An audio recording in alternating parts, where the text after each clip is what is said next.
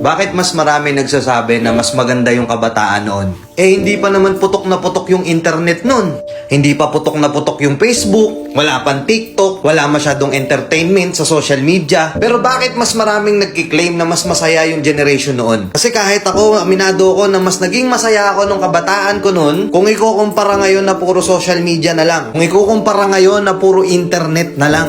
Alam ko maraming sasangkayon sa akin dito, lalo na yung mga batang 90s. O yung mas matanda pa doon. Kasi noon, instead na sa GC kami nag-uusap-usap, meron kaming eksaktong oras at eksaktong tambayan na doon kami pupunta pagdating ng hapon. Magkikwentuhan kami ng mga walang kakwenta-kwentang bagay. Kahit wala kaming pera, nakatambay lang kami. Nag-uusap kami sa mga bagay-bagay. Physical kami magkakasama. Biruan, asaran. Minsan pa nga pagka merong ibang grupo doon, minsan nagkakaroon pa ng suntukan. Naalala ko noon sa lugar namin, bawat street, bawat kalsada, iba-iba yung grupong magkakasama. Hindi pa uso yung Mobile Legends noon. Ang uso pa noon yung mga Metal Slug pa. Kami yung generation na nasalubong namin yung era ng pagpasok ng computer shop. Magtatabi ng ₱5 piso sa baon para makabuo ng 10 o 15 pesos para makapaglaro sa computer shop pagdating ng hapon. Grabe trash talk nun. Sobrang ingay sa computer shop. Dalawa lang yung sikat na nilalaro nun.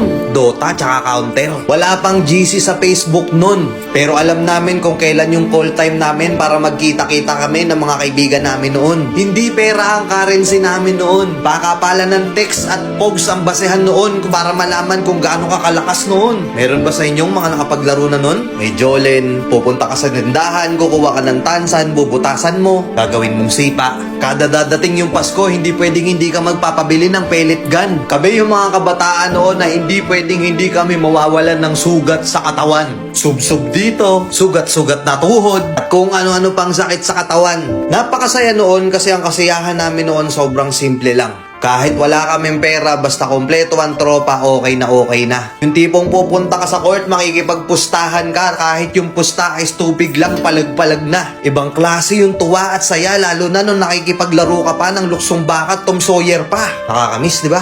Ngayon kasi hindi na eh. Ngayon kasi yung ibang kabataan ngayon, hindi na nila nakakanasan yun. Ang nagpapasaya na lang sa kanila, yung mapasagot nila, yung crush nila ngayon. Puro pag-ibig, masyadong nagmamadali. Nakapokus na lang sa social media, hindi na lumalabas. Siguro oo, dahil nga yun na yung kinalakihan nila, masaya na sila dun.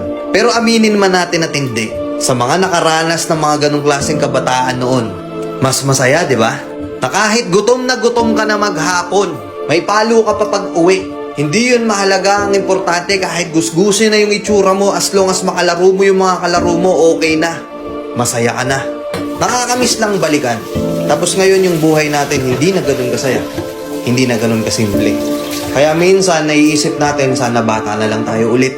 Oo, wala nga tayong pera nun pero masaya tayo. Hindi ganun kalaki at hindi ganun kabigat yung problema noon.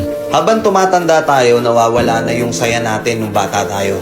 Kaya minsan yung iba, ini-spoiled nila yung inner child nila ngayon.